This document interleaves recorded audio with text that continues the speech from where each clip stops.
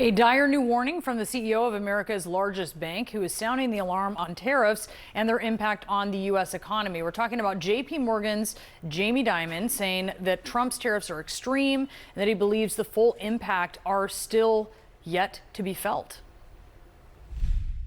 People feel pretty good because you haven't seen an effect of tariffs. The market came down 10%, it's back up 10%.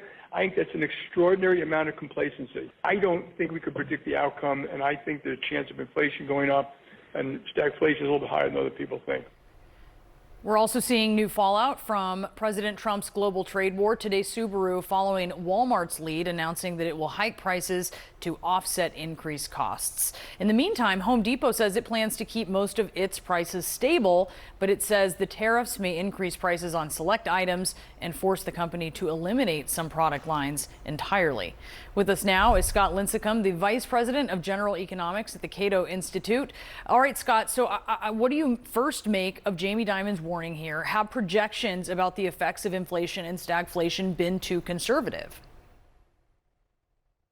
Yeah, I think they have. Even granting that United States economy is huge and that trade is a relatively small part of the economy, the reality is that you're imposing hundreds of billions of dollars in new taxes on American manufacturers and retailers like Walmart and Home Depot.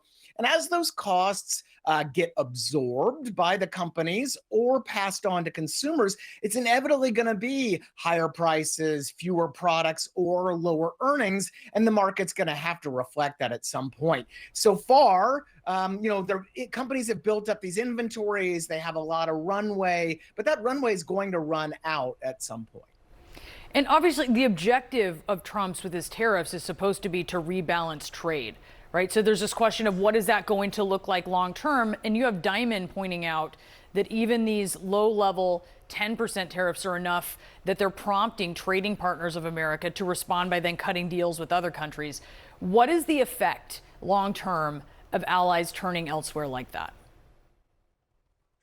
Right. I mean, the effects are a fewfold. For American exporters, it's the most obvious. You're going to see less opportunity to sell in those markets and do business in those markets because your competitors that are now benefiting from these trade agreements that don't involve the U.S., well, your competitors are going to have better trade terms, more access, easier operations. So the other things, though, are that look, about half of everything we import into the United States are inputs used in manufacturing. So even a 10% tax on those inputs makes our companies less competitive. And also, of course, it means slower growth and higher prices. And all of that just doesn't mean, economic Armageddon, but it just means we're a little poorer and a little less competitive overall. That doesn't sound great, right? That's not obviously the aim here. Let's talk about what we're seeing from Home Depot and Subaru. Home Depot saying, although it is planning to keep most of its prices stable, like I mentioned there, it's going to get rid of some things it would expect. Some products will disappear. Subaru says they are raising prices. How big of a deal is that?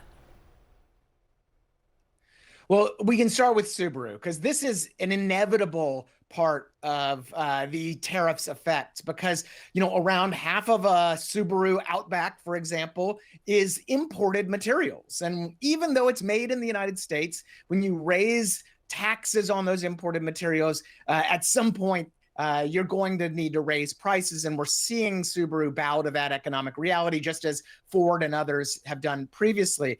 But with Home Depot, this is one of the hidden costs of tariffs. We talk a lot about higher prices, but sometimes it just means products won't simply exist in the United States anymore. And that's especially true for products on the lower end that have lower profit margins or more price-sensitive consumers. In that case, well, the shelf just won't have the product anymore. And it seems that Home Depot is acknowledging that unfortunate reality. Can you think of an example? It doesn't have to be a Home Depot example. It could be at any retailer, something that people depend on that's going to fall into that hole. Yeah, it's really hard to say, of course, because there's so many variables. But I think you can actually go back to automobiles, where we've already seen a few automakers talk about low-end imported vehicles that just don't make sense with a new 25% tariff. If you're charging $20,000 for a car, and then you suddenly increase that by $3, $4, $5,000, you're just not going to have a market for it. And so I think that's one of the most obvious areas where we're going to see that limited variety. Yeah, there may be a market, but there won't be the supply, right? You won't be able to purchase that cheap car that maybe you really need. Scott, great to have you. Thank you so much for being with us. Home Depot says that it plans to, quote, generally maintain its current pricing, announcing that along with its quarterly earnings today, which is a different approach than other retailers like mega retailer Walmart and others, which have said that they will have to raise prices on their products in order to manage the costs of Trump's trade war. Last week, President Trump went after Walmart for that decision and announcement, demanding Walmart reverse course and, quote, eat the tariffs and not charge valued customers anything. I'll be watching, he wrote. His press secretary said this then yesterday. The reality is, as the president has always maintained, Chinese producers will be absorbing the cost of these tariffs. But small business owners are already feeling the impact of these tariffs. We know that. And one of those small business owners is Beth Beneke. She's the CEO of Busy Baby out of Minnesota. Her company designs and manufactures baby products. Last month, she was on with us and talked about how the trade war was essentially killing her business, choking it off. That Trump's tariffs felt like a, quote, nail in the coffin for her business. Beth Beneke is back with us right now. Beth, it's good to see you. 1 month has gone by and many changes in the reality of what you're facing, I'm sure. We do know, since we last spoke, that when it comes to China, tariffs went from 145% on all goods coming in from there now to 30%. What does that now new reality mean for you? I mean, for me, it went from not being able to ship my products at all to at least getting the stuff that was trapped in China to the US. So we are shipping that product. We did a GoFundMe to help raise some money to cover. It's still a $48,000 tariff, a $48,000 expense that came out of nowhere. And I don't know why this president continues to say China is absorbing that. I have to pay that when it gets here. One thing that really stuck with me from our last conversation, I've talked about it since, was the impact of the uncertainty on what the rate is going to be today versus tomorrow and how it had paralyzed you. You couldn't even make a decision for your business because you didn't know what it was going to look like tomorrow. And the Treasury Secretary said Sunday that uncertainty, that is a strategy. Let me play this. If we were to give too much certainty to the other countries, then they would play us in the negotiations. I am confident that at the ends of these negotiations, both the retailers, the American people, and the American workers will be better off. Do you see it that way?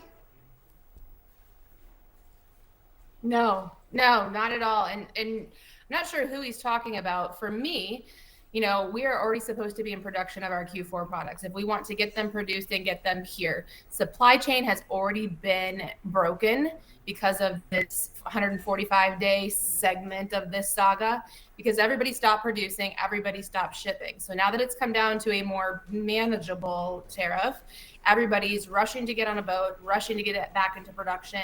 And now we're having to have delays at the port and in the factories to get going on production. But even with that, I cannot plan what's going to happen after the 90 days. How do I plan what my future is going to be for my small business? The only hope we have as small businesses is a bill that's going to the floor of the Senate, hopefully this week, the Small Business Liberation Act, that will at least exempt SBA, American small businesses, from paying these tariffs. Meanwhile, Lenovo, a Chinese computer brand, sells $15 billion a year in the US. They don't have to pay a single tariff. None of this makes sense to me. Still not making sense even a month after we spoke, and it's still, you're going to pay, as you said, you are going to pay the price of this tariff or your customer. There's no other way to handle it. Beth, thank you for coming on again. Please come back. It's really important to hear your voice in this. Thank you.